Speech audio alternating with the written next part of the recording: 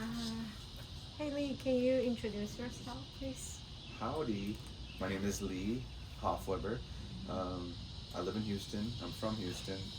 I went to Texas A&M University, graduated from there in 2008. And after graduating from Texas A&M, I went to China, and I studied abroad in China while at Texas A&M. I lived there for 6 years, and then I came back to Houston, and I've been here since.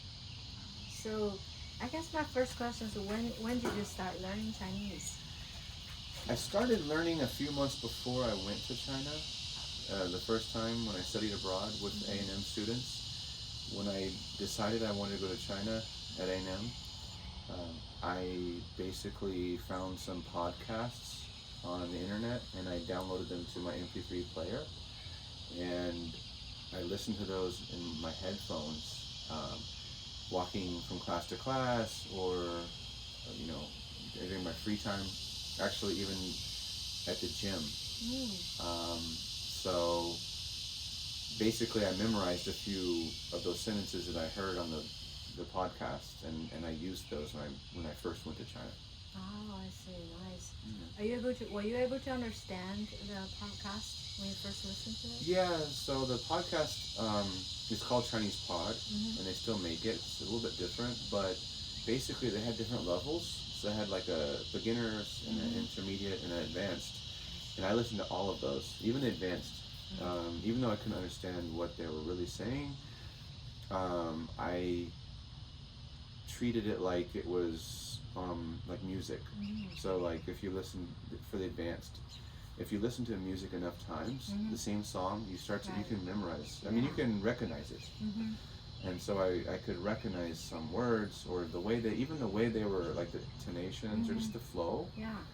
And so even though I couldn't do that, but it helped me. And when I came to China, after listening to the dialogue they were speaking so quickly, it didn't seem scary. I see. And then the newbie, or they call them newbie, and it's like the very beginner, like ni hao, wo jiao, that I literally just knew like ni hao and xie xie, just basic, like Americans know that. But I memorized a few of those sentences. I see. Yeah. I see. So what makes you go to China? Yeah, so when I was at A&M, I was studying economics. I didn't really know what I wanted to do with that degree. I liked the study, and I thought, well, I want to go study abroad. Maybe that'll help me, at least, maybe not make up my mind, but kind of shake something up. Like maybe help me find something within myself, And I narrowed it down to Italy and China, because at that time I was already late in my, as a student, in my career or tenure. I guess, I only had 1 year left. Not even that. I had like a semester left. I stretched it. Wow. Yeah, so I tacked on a minor, and China was the one I chose. Well, let me say, I was gonna say, I wanted to do like an exchange student, but I couldn't. It was just, I was so far. So I had to do like a smaller study abroad, and I chose China because it offered 10 weeks. So it was like almost the whole summer.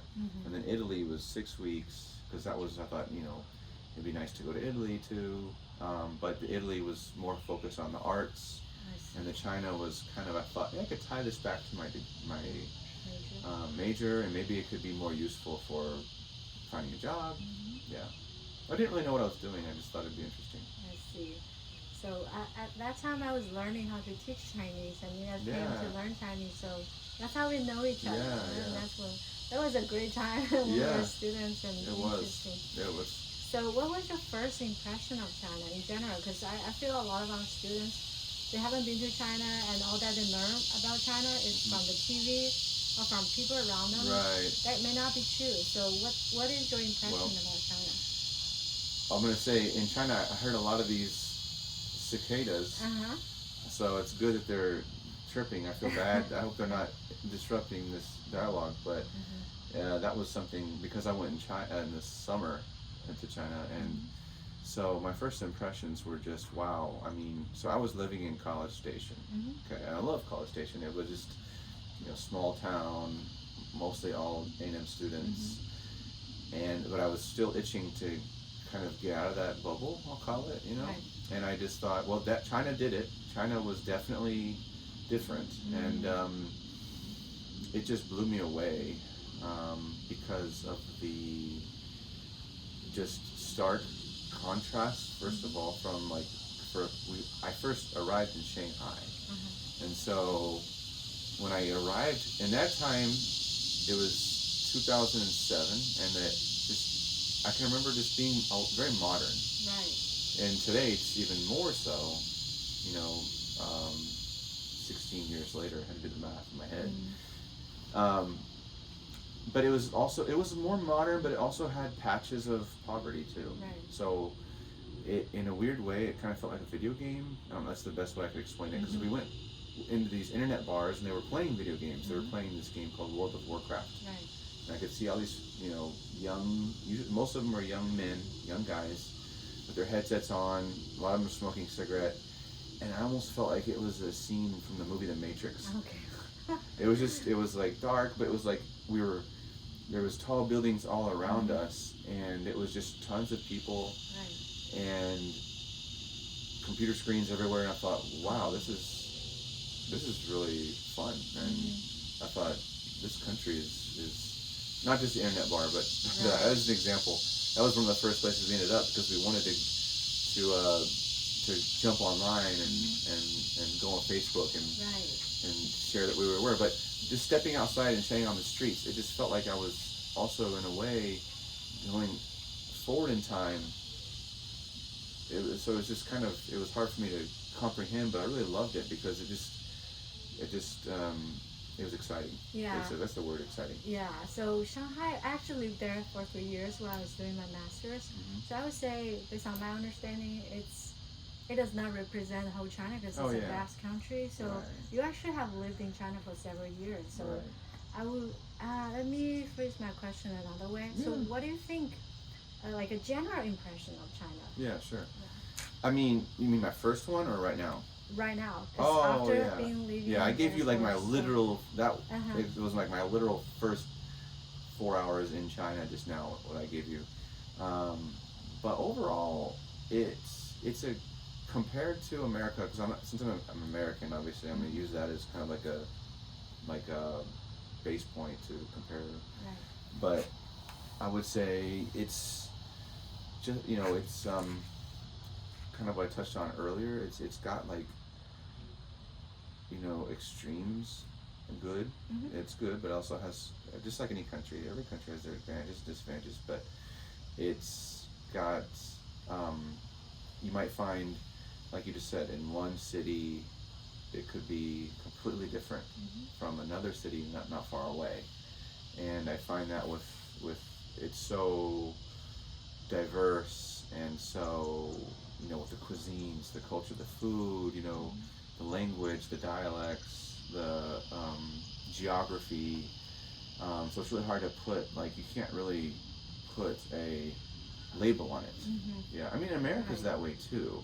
So we've got, you know, New York City is a lot different from a small town in Alabama, right? But I think China, it's like even more so. So where, like, someone in New York City would come to Alabama and feel, wow, this is way different from my hometown. But those two people could still communicate. Right. Whereas in China, I feel like it's so different that someone from Shanghai could go to a small town and be, like, lost. And the language. The language, or the food, and they might say, I don't like this, you know, I don't, like someone from the north or the south, vice versa, I don't want to pick one, would say, oh, I can't get used to this food. Like, you know what I mean? And it's like they're in their own country. So. Yeah. So it's like you said, there's a lot of diversity. Especially language. Like northern part of China, they can't understand the southern part of China dialect, and the Mandarin is something that unites us. Right. I will say this though. Got lots of sounds. That's great. I will say this, that so I went to China before I studied. Besides what I just mentioned, my little 1 or 2 months of listening to MP3s, podcasts. But I will say that for those students that are learning Chinese that have never been, I mean, it's just so different than you'd imagine, because at that time we didn't really have YouTube, so I know a lot of people now can jump on YouTube and just search the words like Shanghai, and there's like people touring Shanghai, and they can put up all this video, and you can. But even then, you won't be able to know because you don't know until you get there and you smell the smells and you talk to the people and you experience it for yourself. But it's just the image that we portray here in America is so much different than the actual China. And then if we read the newspaper here, and if we watch the movies, negative. Well, yeah, it is. It's a lot negative. But it's like that. Yeah, it's. I think because the two countries are competing with each other for who's the most powerful, and who has the better, who's going to have the better economy, or who's further ahead in technology, whatever. But so that's going to be that. But it's just so much different. I mean, when you get there, and speaking of that, the actual, I remember just having conversations with the people. They were so nice. Yeah. So nice. And so you read the news, it's like, oh, the government did this, or and that, and you think, okay, it's if I go there, I'm walking it, it's not going to be fun. I'm not going to be able to. It's going to be stressful. But really, when I was there, I just enjoyed striking conversations with all kinds of people, like the security guards. Right. And I enjoyed speaking to people. Yeah, I enjoyed speaking to people who didn't know English. Oh, okay. And there are a lot of people who wanted to practice English with me, which was fine. Yeah. But I just enjoyed, like I said, I'll just say the security guard or the IE. The IE is the IE. We call them IEs over there, which is like, usually like that auntie is what it translates to. But actually, she's someone could be cleaning or janitorial or cooking, and but just people that are like a generation older that didn't know English, and they would love to just talk, even if I didn't understand. We couldn't understand each other, but we could basically use our hands, and we still had fun. I remember there was once you were eating at a restaurant, and the next table was talking about basketball and Yao Ming, and they came to you with you guys.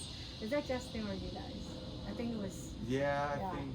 Yeah, I do remember that memory. Yeah, the Yao Ming. Yeah. That was. I'm really lucky that Yao Ming played in Houston because when I said I'm from Houston, people knew my hometown, so I felt like I fit right in. Like I felt like I was destined to be there. My name is Lee, and people would ask me, "What's your English name?" I say Lee, and they say, "What?" They say, "No, you're English, not your Chinese." I said, "That's my English is also Lee." And then they say, "Okay, where are you from?" And I tell them they knew about Yao Ming from Houston, so I just felt like I already fit right in, So. Yeah, that's cool. Hey, my next question would be, say, when it comes to Chinese learning, so what keeps you learning Chinese? Like I can see you putting a lot of efforts, like learning characters, and your pronunciation sounds perfect. Okay, if I close my eyes, it would sound like a Chinese person, so like a native speaker. That's a compliment. Wow, undeserved. That's actually true. Okay. I'm a Chinese teacher, a very strict Chinese teacher. If my student mispronounce, I will correct them, but it's flawless. Thank you. Yeah, you are. So, my question is, what keeps you learning? What makes you put in so much effort? I think it's a few things. Some of it's me. I enjoy a challenge. I just enjoy the language. I enjoy the characters. It strikes chords with me because I like art. So I like I've always liked drawing. So the characters have always been fun for me. Right. Like some people are scared of the characters. But to me, I see the characters and I think, wow. I mean, I can break it down into water and fire and whatnot. But the challenge. But also, I think it's not just me. Oh, and also the tones. I mentioned the tones. I think they're fun. It's like music. And I enjoy music. But also, from a China standpoint, the people, going back to just how nice they are, they made it fun. So I've never actually been to France before, but I've heard that as an American, or wherever, but especially Americans, I think, if you go to France, they don't want to speak English to you, and I think it's gotten worse. I've been there, and I can tell you that's true. One of my coworkers just went there last week, and he said he went years ago, and it's even worse now. So they actually in France expect you to speak French, and if you don't, they're not nice to you. I'm being broad sweeping, generic right now. I know there's a lot of great French people out there who are nice, but I'm just being stereotypical. But with the Chinese people, it was just like, oh, I just said the word ni hao. Mm-hmm. And they, oh, you can speak Chinese. you know, wow, your Chinese is amazing. I thought, okay, you know, that's why when you told me my Chinese was perfect, I don't believe it anymore because I've been told that from day one. So I think that's really motivating. Just the Chinese people who just brighten up, especially the older generation who just bring a smile to their face, and it's like they get so excited, and it makes me want to learn more. And so it's a fun language to speak. It is. Yeah. But I can say, you know, you're the most successful Chinese learner that I have ever come across, because I've been teaching for 16 years. I have a lot of students. Wow, yeah. But I have never seen a student like out of their own you know, will to try to practice characters so much. And it's amazing that you can practice writing. And that's, do you have any suggestions for our students regarding Chinese character learning? Because I feel that's the hardest part for them. Well,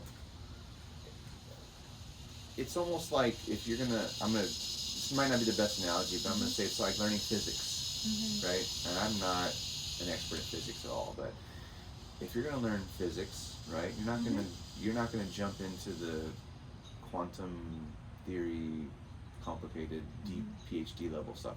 You're gonna start with like gravity, right? Like something, you know, falls at 9.81 meters per second. You're gonna start with the basics, right?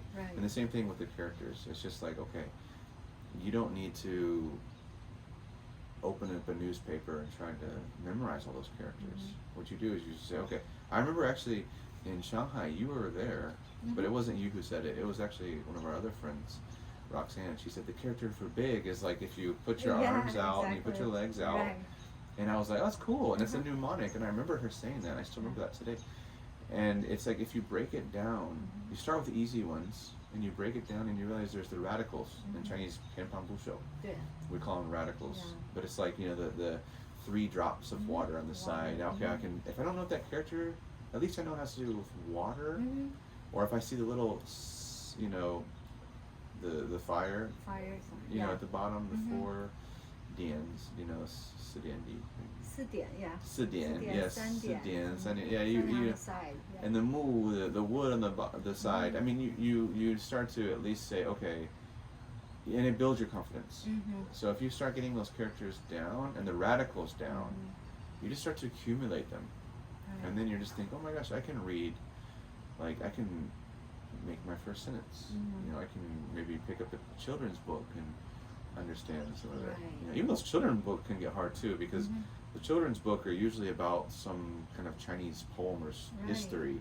So they're usually like throwing out all these names of, you know, like emperors and stories. So, but those can be hard. So, but just not hard, but you know, for a learner that can be. So, anything to kind of boost your confidence and just, you know, take it, be patient with yourself. Right. Yeah. So, for us, as in our school district, we're the actually largest Chinese program in the U.S. And all of our students, they will learn Chinese. Do you have some suggestions for them, like in general, listening, speaking, reading, and writing? Yeah. So if you could offer them some suggestions, that would be great. Yeah. I mean, I think there's a lot, even more resources than when I was learning it. Right. And sometimes that can be overwhelming because it's like you just can search the word learn Chinese on YouTube and there's like hundreds, thousands, and Instagram or whatever, TikTok, whatever you like, and it's just like, oh my gosh, there's thousands, and that's okay. Don't get overwhelmed. Don't get greedy, because it's like you want to like subscribe to all of it. But at the same time, submerge yourself in it. Just, you know, constantly be trying to learn it, if time permits, whatever time allows. So in my case, I couldn't, when I chose economics, I chose the science route, and language was not a requirement. I didn't have time to take the languages, and I wish I could have, but I was listening to the podcasts between classes, after classes, so I was just immersing myself. It was almost like I was trying to put one foot into China by always hearing the Chinese in my ears all the time. So it's just like, you know, I have heard people that like write characters on their TV screen, and they put the sticky note, the Chinese character TV, 电视 on the TV. They put the Chinese character light switch on the lights or whatever. Refrigerator, 冰箱, they put that sticky, and they just, you know, they're not, if they can't move to China, at least they can make, you know, China, have a piece of China in their house, or, you know, they make friends with the Chinese person and say, hey, I know you want to learn English or practice your English. Maybe we can have, you know, conversation, half hour English, half hour Chinese. Just trying to get yourself to, but at the root of that is interest. So if you don't have the interest, ask yourself, why am I learning it? You know, if you don't really have interest, maybe you can't force yourself to be interested in it. I mean, if it's, some people just have interest in different things, but find ways to become interested in it. Yeah, that I'm actually glad that you mentioned that, because my students always come to tell me like, Michelle, I watch this soap opera, this Chinese opera, and also listen to some Chinese music, pop music, and TikTok, Meglo, I don't know if I pronounce it correctly.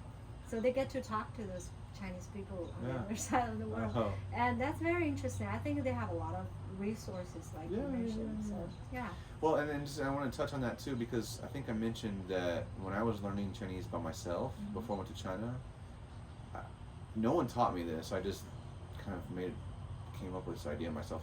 I'm not going to only listen to the basic level, like 你好, 你身体怎么样, you know, because I mean, I think maybe I just knew instinctively that's going to get boring, no matter what language you're learning, and just to try and challenge myself and to listen to the advance is what they called it. There's two Chinese people talking about Chinese medicine and in normal speed, two ladies, and I just would pretend like, okay, one day I'm going to understand this.